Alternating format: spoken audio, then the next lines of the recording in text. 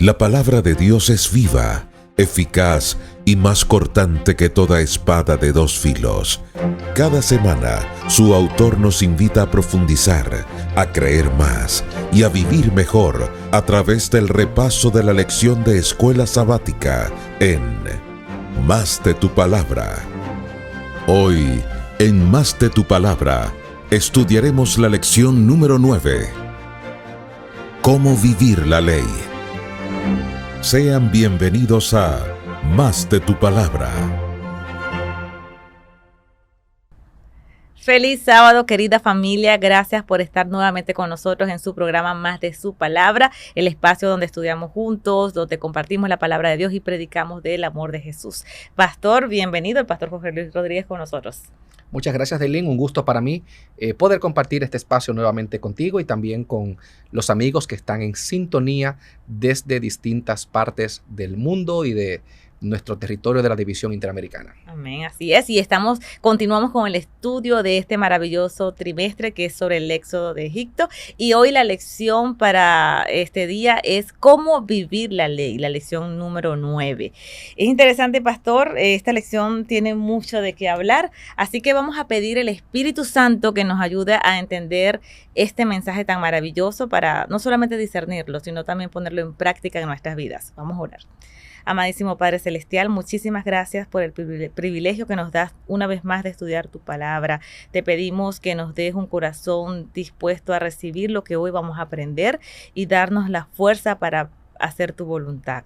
En el nombre de Cristo Jesús. Amén. Amén.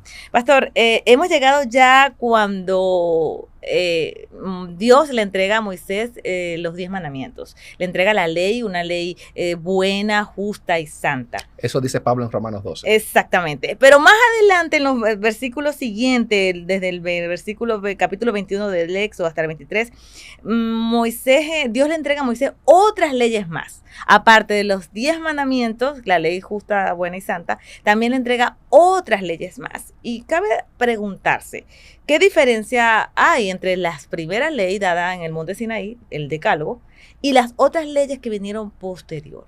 ¿Eran diferentes? ¿Cuál era la diferencia entre ellas? Mira, en sentido general, las leyes del Antiguo Testamento, especialmente en este caso el libro de Éxodo, se pueden dividir en dos grupos, en dos categorías, y el folleto las menciona.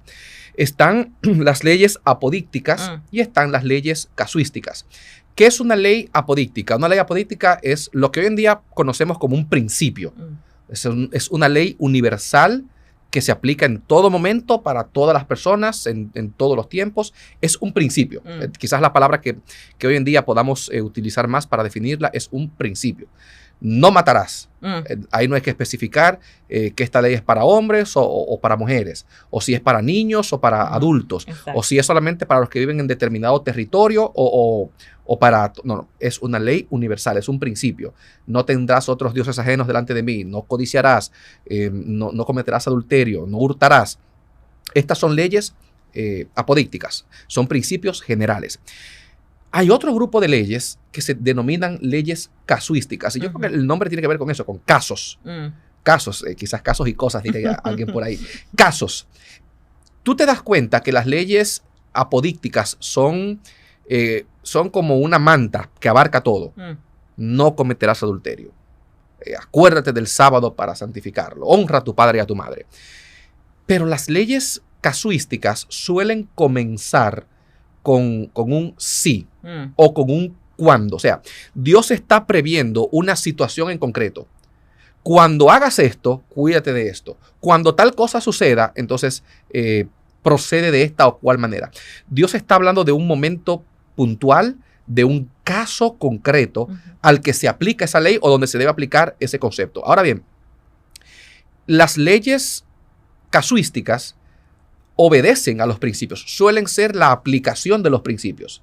El principio, la ley apodíctica, es abarcante, es universal, es general. En la casuística se aplica el principio, pero a una situación particular, a una situación determinada, y por lo tanto puede tener excepciones o tiene ya un rango más reducido de aplicación. La lección habla de un término que es código del pacto. No sé si el código del pacto abarca los 10 mandamientos más estas leyes casuísticas, ¿no? Casuísticas, o el código de pacto se refiere solamente a esas ordenanzas casuísticas. El Código del Pacto contiene leyes apodípticas, pero no son los 10 mandamientos. El Código del Pacto empieza justo la sección que se conoce como Código del Pacto, que va desde el versículo, desde finales del capítulo 20 de Éxodo hasta el capítulo 23. Y está organizado de esta manera. Comienza con leyes apodícticas, Éxodo 20, 22 al 26, donde Dios allí le dice, mira, cuando me hagas un altar, hazlo de tierra y de piedra, no uses piedra labrada, no uses gradas para que no se descubra tu desnudez. Es un principio general. Cada vez que el israelita fuera a hacer un altar. Luego vienen entonces una sección de ordenanzas casuísticas, que es Éxodo 21:1 al 22:27. La lista es larga. Sí. Luego ahí hay de todo. Vamos a verlo más adelante, ahí vamos a desempacar un poquito algunas de estas leyes. Ahí están las leyes de los esclavos, que a mucha gente hoy en día hace que le duela la cabeza. La Biblia hablando de la esclavitud. Vamos a ver un poquito más adelante de eso. Luego vienen otra vez leyes mayormente apodícticas, 22:28 al 23:19. Y luego viene un llamado entonces a la obediencia y la promesa de entregar la tierra prometida en las manos, que es Éxodo 23, versículos 20 al 33, que es el pasaje con el que vamos a finalizar este repaso. De manera que el Código del Pacto contiene de ambas. Exactamente. Por ejemplo, un ejemplo de ley apodíptica en medio del Código del Pacto, creo que es el capítulo 22 o 23, que empieza diciendo, no maldecirás al príncipe de tu pueblo, respeta al príncipe, no sobornes a los jueces. Es una ley apodíctica, es un principio general, la justicia, la equidad, el no al soborno, pero se encuentra también dentro del Código del Pacto. Me llama la atención que además, dentro de las secciones que habla de la esclavitud, como usted bien lo dijo, la servidumbre, violencia y homicidio, leyes relacionadas con la responsabilidad civil por daños a terceros, Correcto. Justicia social y protección a los débiles como las viudas, los huérfanos, los extranjeros, también contiene el calendario sagrado. Las fiestas. ¿Cuáles eran esas fiestas, pastor? Está la 3. Pascua, sí, la Pascua marca el inicio, pero la fiesta como tal es la de los panes sin levadura. Los 7 días después de la Pascua. Te las voy a decir en orden. Luego viene entonces la fiesta del Pentecostés, que se celebra 50 días después de la Pascua, y luego está la fiesta de los tabernáculos, que se celebraba ya en el otoño. Cada fiesta, que duraba varios días, estaba también a la vez, giraba en torno a un día en particular. Por ejemplo, la fiesta, cerca de la fiesta de los tabernáculos estaba el toque de la trompeta, que es el Rosh Hashanah, el día de Año Nuevo, seguido por el día de la expiación. Y también está en el principio del calendario, estaba en la Pascua, era la que marcaba la fiesta del tanto de los panes sin levadura, y se usaba como punto de partida para contar los 50 días hasta el Pentecostés. Es impresionante, usted puede leer, si usted quiere ver cómo aún en aquel entonces muchas de esas leyes se aplican hoy día en nuestra actualidad, porque hay muchos principios, como usted bien lo dijo, pero también ese código de pacto que se puede adaptar hoy día a pesar de que ha pasado mucho tiempo. Cabe resaltar, no es que la ley se aplica hoy en día, porque ningún país tiene las leyes codificadas con esta misma terminología. Yo diría más bien, Daylin, que el principio detrás de estas leyes ha sido la base de muchas sociedades modernas. Ahora, ¿por qué tantas leyes? Entiendo que una sociedad debe estar regida por leyes, por principios, porque si no, imagínense. Y Dios lo dejó bien claro con los 10 mandamientos, como usted lo dijo al principio. Son principios universales que se pueden aplicar a cualquier cultura, tiempo, ¿verdad? O nación. Pero ¿por qué estas leyes tan específicas? ¿Realmente qué trataba de mostrar Dios al otorgar este código de pacto adicional? Mira, en primer lugar, voy a contestar la última pregunta. ¿Qué procuraba Dios? Yo creo que si algo el Pentateuco deja bien claro es que a Dios le importa cada aspecto de la vida humana. Es correcto. Fíjate, y si tú sigues leyendo el libro de Levítico, por ejemplo, Levítico te dice cómo el tratar con las plagas, con la palabra pandemia hoy en día nos hace pensar en el COVID, pero con enfermedades contagiosas, cómo lidiar con la purificación, con infecciones. Lo que la Biblia llama lepra en el libro de Levítico, se puede más que todo aplicar a enfermedades contagiosas, dermatitis e infecciones de la piel. ¿Cómo lidiar con eso? ¿Cómo lidiar con los animales, con el cultivo de la tierra? ¿Cómo cultivar la tierra? ¿Cómo construir una casa? O sea, Recuerda, en primer lugar, cuando uno lee el libro de Éxodo, el libro de Levítico, el libro de Números, que tienen todas estas legislaciones, uno puede sentirse un tanto abrumado y quizás no ver qué relevancia tiene eso para mí hoy en día. Hay que recordar que en este preciso momento, Éxodo 20, 21, 22 y 23, Dios acaba de liberar a un pueblo. Entonces, lo primero que una nación hace cuando declara su independencia es promulgar una constitución. Sí, un reglamento. O sea, el esclavo, nosotros vemos la ley hoy en día como algo restrictivo. La ley está para prohibir, pero no. Los esclavos no tienen ley. Porque no tienen derechos. Tan pronto Dios libera a su pueblo, Dios le da la ley. O sea, la ley es un símbolo de libertad. Entonces, Dios promulga su ley, la ley suprema, los 10 mandamientos en el monte Sinaí, y luego procede a darle otras leyes. ¿Por qué esas otras leyes? Porque Dios no solamente está estableciendo un pacto con su pueblo, Dios también está formando una sociedad. Los hebreos tenían 400 años bajo el yugo esclavizador de los egipcios. Nunca habían tenido propiedad, así que no sabían cómo lidiar con la propiedad privada. Nunca habían tenido un sistema judicial propio, no sabían cómo hacer la justicia. Entonces Dios tiene ahora que empezar como si fueran niños y ordenarlos como sociedad. Decirle, miren, así se manejan los aspectos judiciales, así se manejan estos temas. Y voy a comenzar con un tema que yo sé que a mucha gente le retumban los oídos, la esclavitud. Para muchos, sobre todo los occidentales, recordamos cuando empezamos en esclavitud, lo que se vivió en nuestro continente hace 200, 400 años. Pero la esclavitud a la que la Biblia se refiere no tiene nada que ver con la práctica moderna de la esclavitud.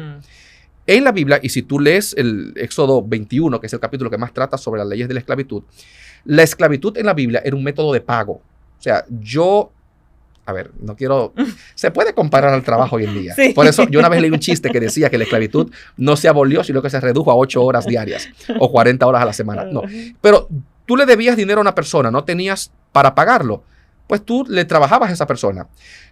Pero no importa el tamaño de la deuda, según la ley hebrea, lo máximo que tú podías servir eran 6 años y al séptimo salías libre, 7 años.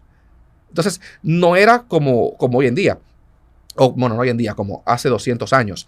El esclavo no era una propiedad, era una persona y tenía derecho. Incluso en el capítulo 23, Dios va a decir, si tú golpeas a tu esclavo y le rompes un diente, le tienes que dar la libertad. O sea, con el diente, esa agresión, paga lo que sea que él te debe a ti, sale libre. Y hay varios episodios en los que Dios dice, si tú golpeas al esclavo y lo dejas cojo, bueno, tienes que darle la libertad. O sea, Dios está lidiando con una situación mucho menos que deseable, algo que fue normal en nuestro mundo hasta hace muy poco, y Dios trató de lidiar con esa situación de la mejor manera que pudo con este pueblo. Y cuando tú comparas las leyes de la esclavitud y otras leyes del pueblo hebreo y las comparas, por ejemplo, con el Código de Hammurabi, para los amigos que leen mucho, yo sé que hoy en día se dice Hammurabi, pero la gente está más acostumbrada a escuchar Hammurabi. Es una ley mucho más progresista, mucho más moderna que cualquier otra ley que existía en aquel entonces. Muestra que su legislador era un Dios bueno, tenía una visión distinta de la sociedad y del mundo. Es lo interesante, que las leyes muestran quién es el legislador. Y con esa ley que él dejó bien claro a Moisés, ese código de pacto, malo, el decálogo, muestran a ese Dios amoroso. Ahora bien, pastor, llega Jesús, los tiempos de Jesús. Jesús menciona en el Sermón del Monte algunas leyes, la ley del talión, dada en el Antiguo Testamento, pero él la amplía más a un punto donde la gente piensa que no es así. Porque dice, ustedes escucharon que el ojo por ojo y diente por diente. Pero yo les digo. Exactamente. Ok, vamos a comenzar con la ley del talión. Primero, cuando uno escucha la ley del talión, uno de una vez le da así, se eriza la piel y, ay no, es una ley negativa, muy perjudicial. Yo he visto memes de gente que dice, no, la ley del talión deja a todo el mundo ciego, porque dice ojo por ojo, diente por diente, y la ley sigue mano por mano, pie por pie, golpe por golpe, herida por herida. Pero no se nos olvide, no se nos puede olvidar que toda nuestra justicia, cualquier país donde tú me estés mirando, si tiene un sistema judicial mínimamente aceptable, está basado en la ley del talión. Porque la ley del talión no instaura la venganza. Es correcto. En primer lugar, la ley del talión no la aplicaba a la persona. O sea, yo no tenía la capacidad de decidir, bueno, me sacaste un ojo, yo te saco un ojo. O me golpeaste un diente y yo te saco un... La ley del talión nunca fue aplicada por individuos. La aplicaban los jueces. De manera que el objetivo de esta ley no era la venganza. Es el principio de que el castigo debe ser proporcional Correcto. al crimen. De hecho, fue lo que Dios hizo con Faraón, lo vimos en las lecciones anteriores con las plagas de Egipto. Exacto. Todavía hoy en día, si, por ejemplo, si tú sufres un accidente y duras un año sin trabajar, tú no puedes cobrarle al culpable del accidente el equivalente a 15 años de trabajo. El castigo va de la mano con el crimen. La pena tiene la intención de compensar lo que se ha perdido. Y es lo que la ley del talión dice. El juez no puede imponer una condena ni mayor ni menor de lo que se perdió cuando se cometió un crimen. Entonces lo que Dios dice es, bueno, usted perdió un ojo, a usted se le paga un ojo. Usted perdió un diente, a usted se le paga un diente. O el castigo equivale. Un golpe, otro golpe. Un pie, otro pie. Una herida, otra herida. O sea, el principio no es, de hecho, la venganza. De hecho, nunca aparece ni en la Biblia ni en ningún registro extrabíblico que la ley se haya tomado literal. Tú golpeaste a una persona y le sacaste un ojo, te sacaron un ojo a ti. Nunca aparece un cumplimiento, una aplicación literal de la ley del talión. El principio de la ley del talión es esa. El castigo debe ser proporcional al crimen. Es lo que enseña. Y es lo que es la noción más básica de justicia. Es la noción más básica de justicia. Vamos a Jesús ahora en el Nuevo Testamento. En Mateo capítulo 5, Jesús dice, el 5, creo que del 13 en adelante, o del 15 en adelante, yo no he venido a abrogar la ley, yo he venido a cumplirla. Y Jesús empieza ahora una serie de declaraciones. Oísteis que fue dicho, pero yo os digo. Uno pudiera tener la idea de que Jesús está derogando una ley, de que Jesús está aboliendo una ley y diciendo, esto ya no. Pero cuando tú te fijas en lo que Jesús está haciendo, Él en realidad está tomando la ley y llevándola al corazón.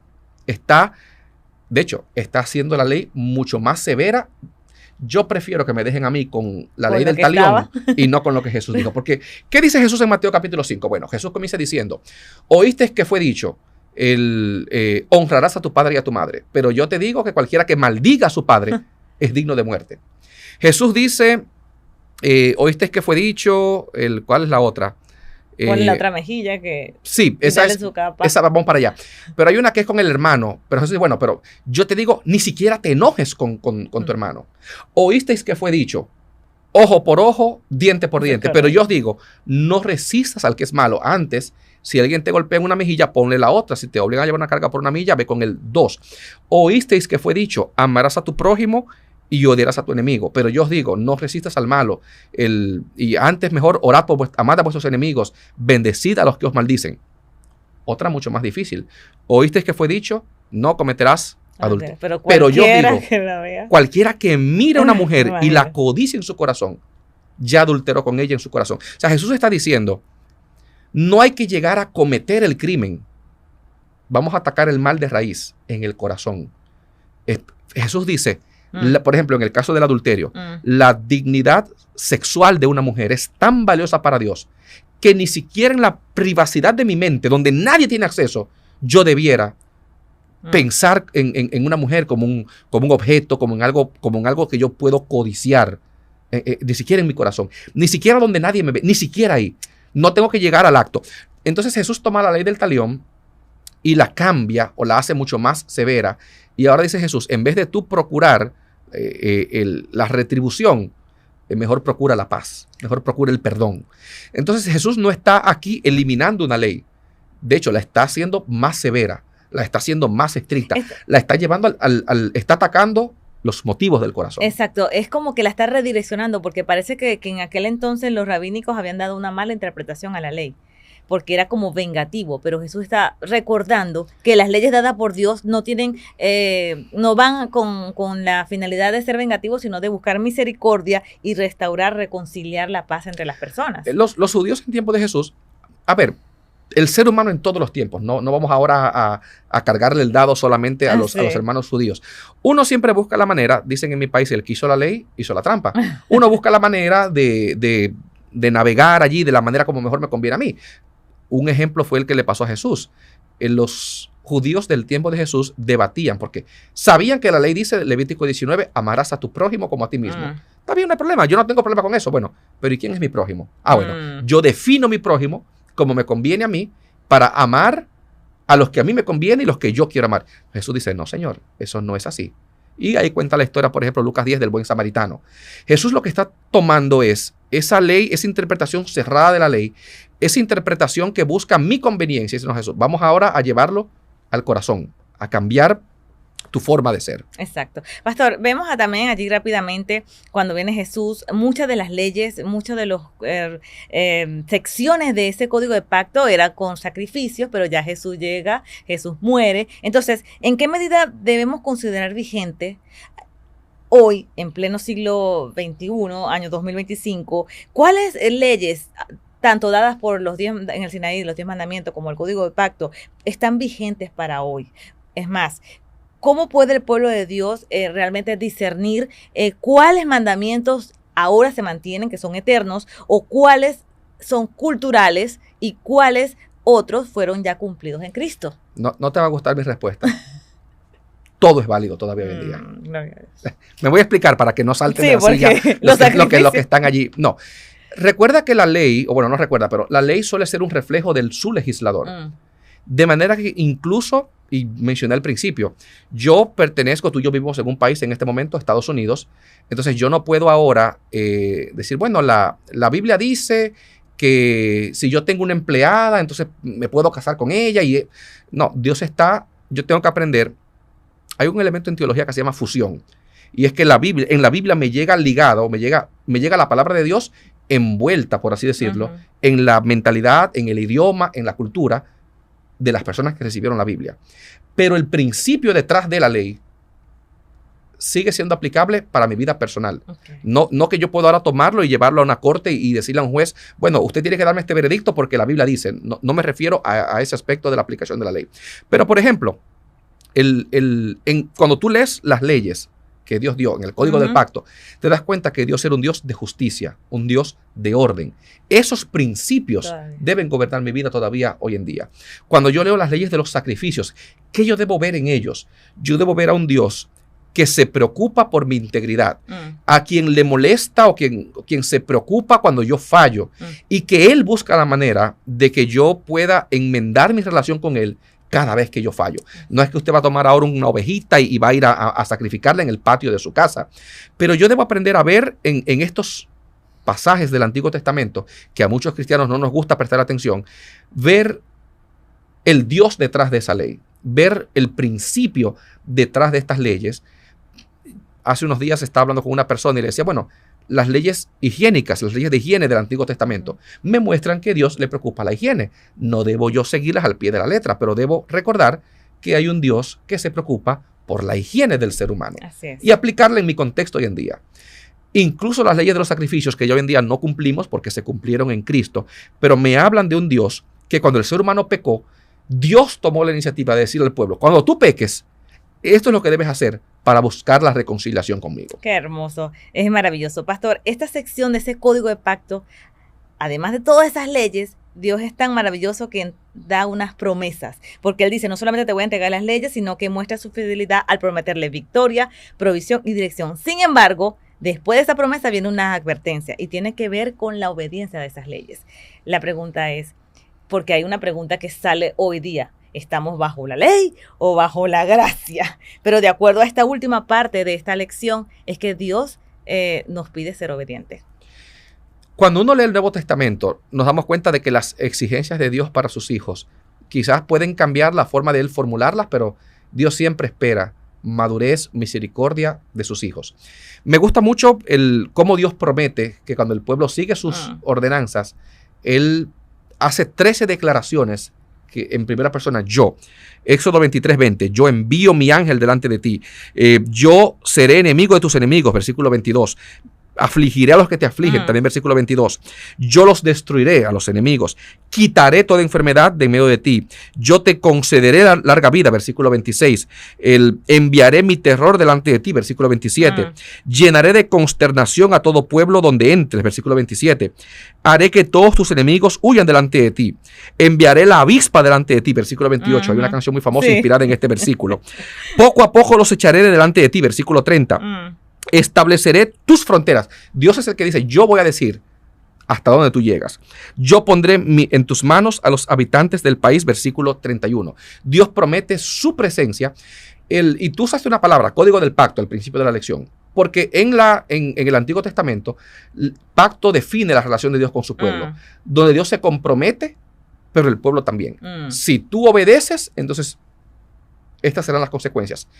Si tú desobedeces, estas serán las consecuencias. Entonces, el llamado de esta lección, pastor, para cerrar, es que Dios promete bendecirnos, pero nuestra parte del pacto es obedecer. Y tal vez donde vivimos en esta cultura donde se habla mucho del amor, donde Dios, sí es verdad, nos recibe como somos, pero también nos transforma. Y esa transformación depende mucho también de nuestra decisión de obedecerle. Dios espera madurez, misericordia, y todavía hoy en día Dios espera obediencia de nosotros. Así es. Un mensaje para finalizar esta maravillosa lección a todas aquellas personas que se ven en esa disyuntiva si obedecer o no, que usted pueda dar una palabra de ánimo en estos últimos minutos. Cuando leemos en la palabra de Dios, vemos un Dios que se preocupa por cada aspecto de nuestras vidas. Incluso pasajes como el que hemos estudiado en esta oportunidad, leyes casuísticas de casos que hoy en día quizás, bueno, de seguro no se repiten en la vida de la mayoría de nosotros, pero podemos ver a un Dios que ama a su pueblo, un Dios que se preocupa, que trata de que su pueblo se conduzca de la mejor manera posible. Estudiemos la Biblia y encontremos en ella los principios que nos ayudarán a vivir como el Señor espera.